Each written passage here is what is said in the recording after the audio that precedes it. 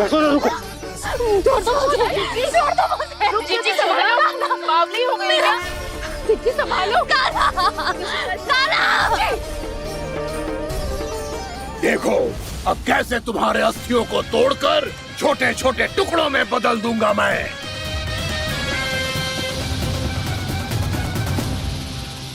अगर आप जाओगी तो आप भी फंस जाओगी। अपने लल्ला के लिए मैं किसी भी संकट का सामना करने के लिए तैयार हूँ। छोड़ो ना यशोदा, हमें कोई और उपाय खोजना पड़ेगा। हाँ, कोई और उपाय? आप देख ना रही मेरा कान्हा किस दशा में है। कान्हा मैया के वश में नहीं है, नहीं तो ये अपने लल्ला के लिए साक्षात काल का भी सामना कर ले। ये तो केवल कालिया नाग है। हे नागराज, आप मेरे प्राण ले लो पर कान्हा को छोड़ दो। ना नागराज, आप मेरे प्राण ले लो, मैं विरोध भी ना करूंगी। ना नागराज, आप मुझे मार दो पर मेरे कान्हा को छोड़ दो। ना ना ना ना नागराज, मेरे प्राण ले लो, हमारे कान्हा से क्या शत्रुता है आपकी? प्रभु के लिए जो प्रेम यशोदा मैया के हृदय में है, वही इन सभी गोपियों के हृदय में भी है।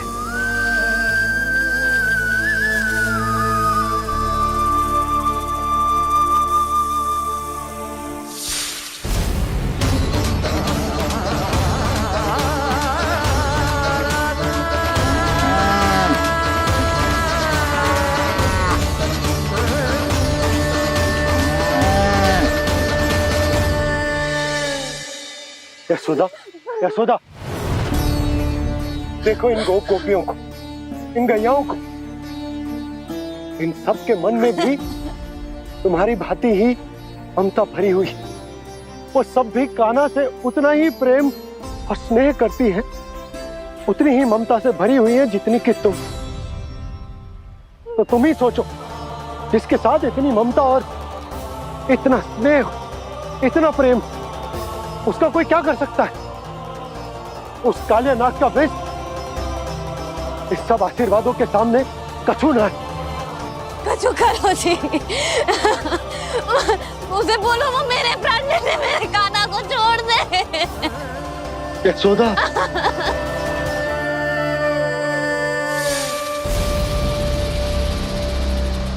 केवल इन्हीं में नहीं देवराज, नाग पत्नियों के हृदय में भी ममता का वही प्रेम उमड़ रहा है।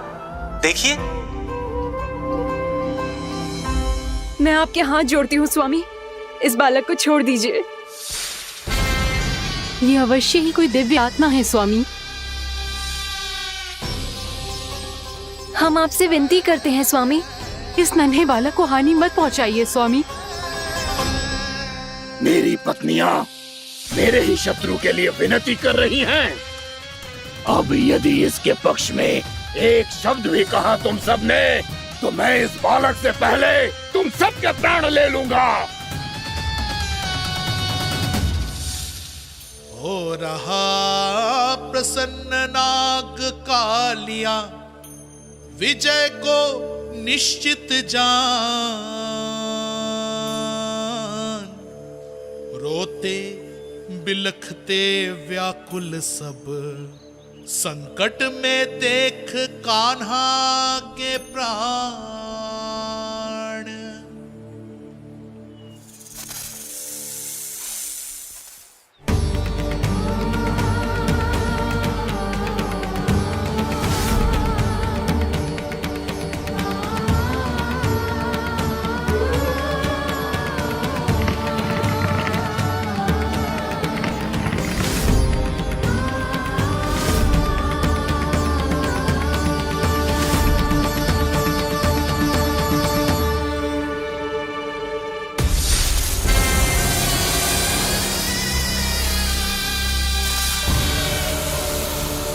कुछ करो जी, मेरे लल्ला को बचा लो, कोई तो कुछ करो। जीजी, संभालो यशोदा। यशोदा, यशोदा तुम शांत हो जाओ, मैं कान्हा को वापस लेकर आऊंगा। मैं रक्षा करूंगा उसकी। ना नंदराज, नंदराज नहीं। कम से कम आप तो समझो नंदराज, कालिया के पास आप जाओगे तो आप भी फंस जाओगे।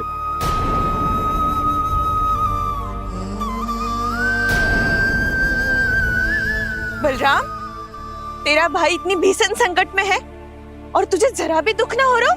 क्या आप सब अब तक नहीं समझ पाए कि कान्हा सच में कौन है? छोटे बाबा, आप तो उसका सत्य जानते हैं ना?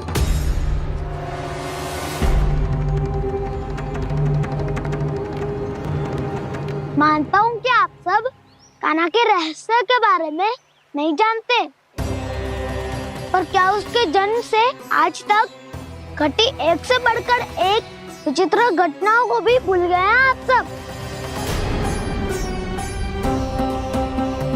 भूल गए हैं कि कैसी पूतना जैसी राक्षसी उसका कुछ बिगाड़ नहीं पाई, कैसे तरनावती जैसा भयानक राक्षस उसे एक खरोच भी नहीं दे पाया था।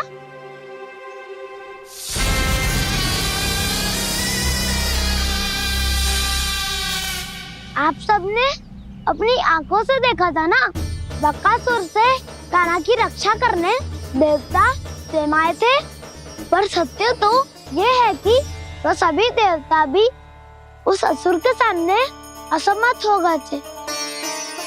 तब कान्हा ने बहुत ही आसानी से उस भयंकर असुर का वध किया था, एक ही बार में धराशायी कर दिया था उसे।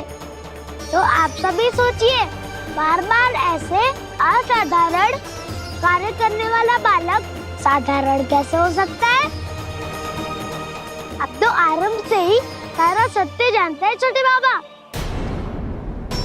रहस्य छुपाने में सदैव कान्हा की सहायता करते आए आप, और आज आप स्वयं ही उसके सत्य को भूल रहे हैं। और तुम सब भी तो जानते हो कान्हा की शक्तियों के बारे में, तो क्या तनिक भी विश्वास ना है अपने सखा पे?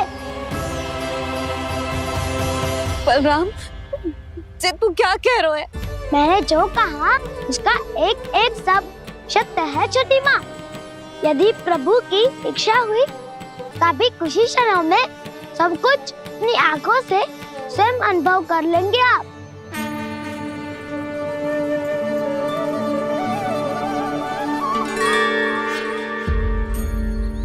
शांताकारं भुजगशयनं पद्मनाभं सुरेशं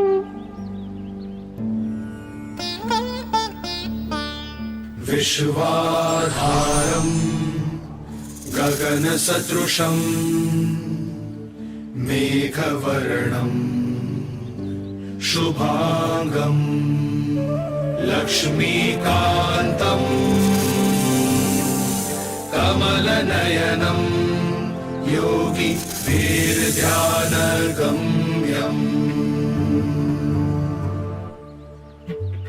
वन्दे विष्णुं भवभयहरं सर्वलोकैकनाथम्।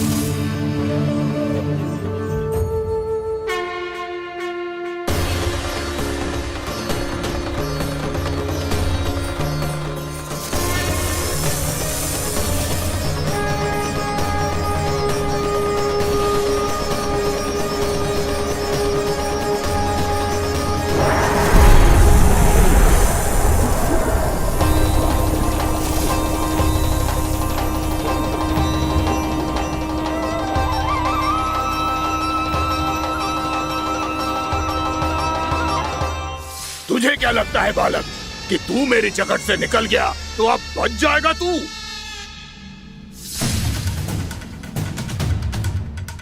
मेरे विष से अपनी प्राण रक्षा करने में सफल रहा, मेरी जकड़ से भी छूट गया, पर मेरे दंश से नहीं बच पाएगा।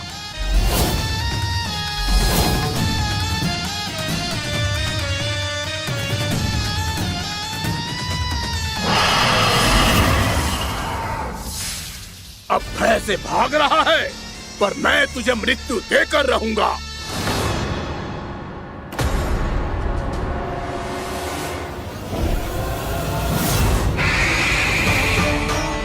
कान्हा!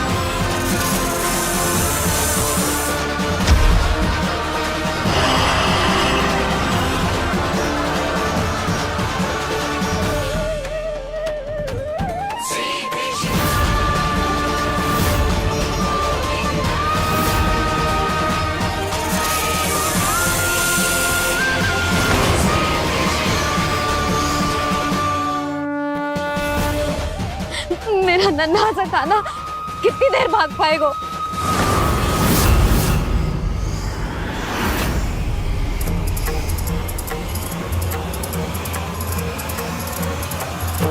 और कितनी प्रतीक्षा करोगे मेरी भक्त कालिया? भक्त नहीं, काल हूँ मैं तेरा। जब अहंकार का मुकुट बुद्धि को ढक लेता है तो भक्त अपने भगवान को भी नहीं पहचान पाता। व्यर्थ की पहेली में मत उलझा बालक। ना मैं भक्त हूँ और ना तू भगवान।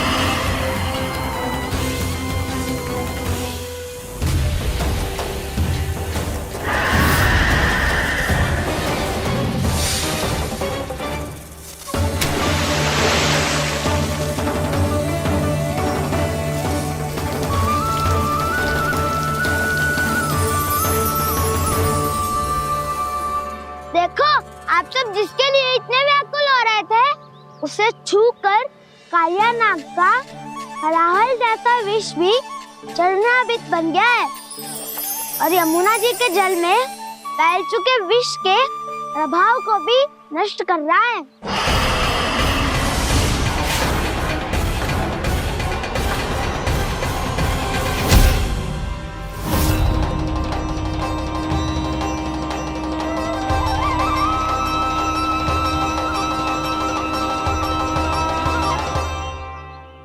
धर्म रक्षक अधर्म विनाशक प्रभु श्री कृष्ण का कौशल सचमुच अद्वितीय है। नारायण नारायण।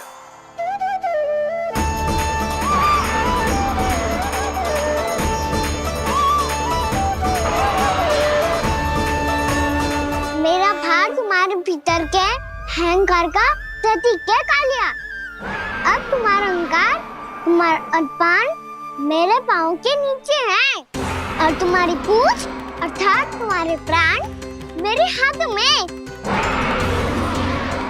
अब तुम क्या करोगे भक्त?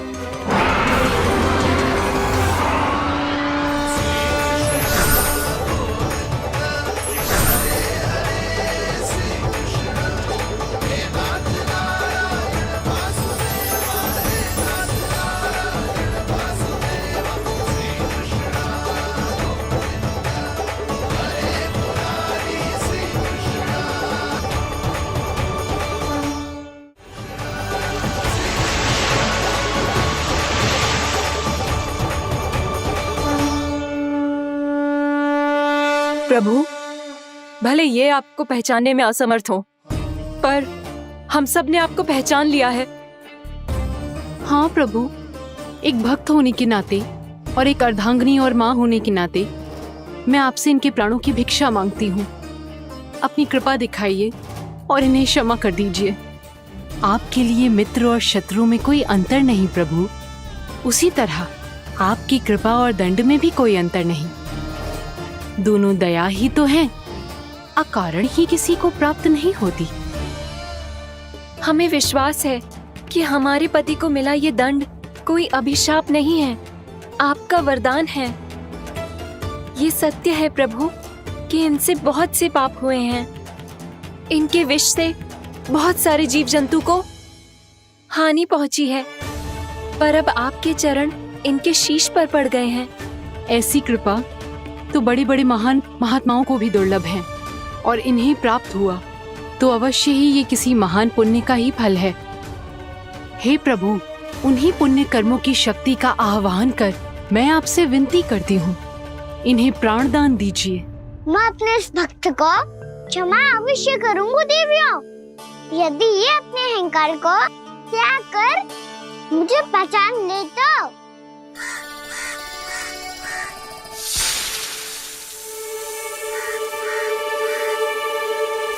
मैं तुम्हें श्राप देता हूँ, जितनी विषैली तुम्हारी जिह्वा है उतने ही विषैले सर्प बन जाओ तुम।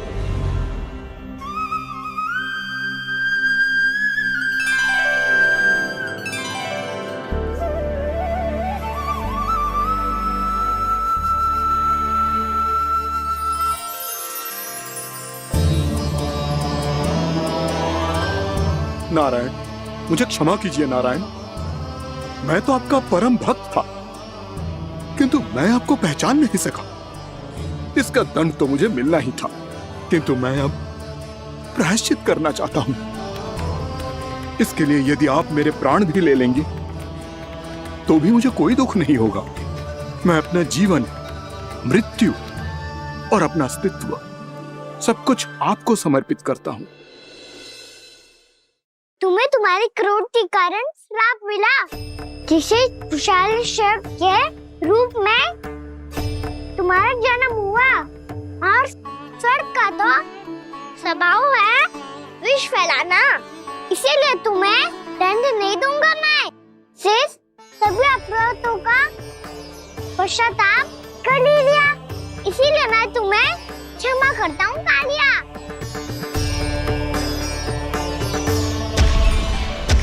पर तुम्हें यहाँ से दूर समुद्र के बीच जाकर रहना होगा, जहाँ किसी निर्दोष का जीवन तुम्हारे विष से प्रभावित ना हो। मैं चाहकर भी आपकी इस आज्ञा का पालन नहीं कर सकता।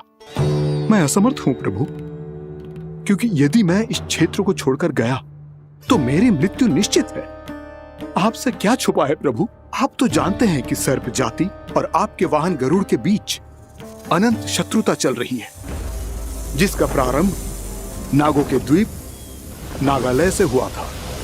उस द्वीप पर छोटे जीवों को निगल जाने के लिए सर्प थे, और गरुड़ को सर्पों का स्वाद बहुत प्रिय था, इसलिए वो बार बार नागद्वीप जाने लगा था। पर इस कारण पूरी सर्प जाति उससे आतंकित हो गई थी। इसलिए जब भी गरुड़ वहाँ पहुँचता तो सभी सर्प छिपने लगते। जब गरुड़ को इसका आभास हुआ तो उसे बड़ा क्रोध आया, और वो उत्तेजना में भरकर सर्पों का शिकार करने लगा। भूख ना होने पर भी उन्हें मारने लगा। अब सर्पों के प्राण हरना उसके लिए खेल बन गया था। इस भीषण समस्या का समाधान ढूंढने के लिए पूरी सर्प जाति महान सर्प वासुकी के सामने इकट्ठी हुई। हे महान वासुकी, हमारी सहायता कीजिए। नागद्वीप पर गरुड़ ने आतंक मचा दिया है। पहले तो वो हमें अपना भोजन बनाता था, लेकिन अब हम उसके खेल का साधन बन चुके हैं। भूख हो या ना हो, जब तब आकर वो हमारे प्राण हर लेता है। अनुचित हिंसा के इस प्रथा का आरंभ सर्पों ने ही किया है। पहले आप सबने पूरे द्वीप पर अधिकार कर लिया, फिर आहार के साथ साथ आनंद के लिए भी आप सभी ने निर्दोष जीवों की हत्या की। और जब सृष्टि का संतुलन बनाए रखने के लिए गरुड़ आपको अपना आहार बनाने आया, तो आप सब अपने प्राणों की रक्षा के लिए छिपने लगे। तो फिर गरुड़ का उत्तेजित होना तो स्वाभाविक ही था। नागनाथ, जो हमने अन्य जीवों के साथ किया वही अब हमारे साथ हो रहा है, परंतु ये भी तो सृष्टि के संतुलन के विरुद्ध ही है ना? अवश्य है, इसलिए मैं गरुड़ से चर्चा करूंगा। धन्यवाद प्रभु।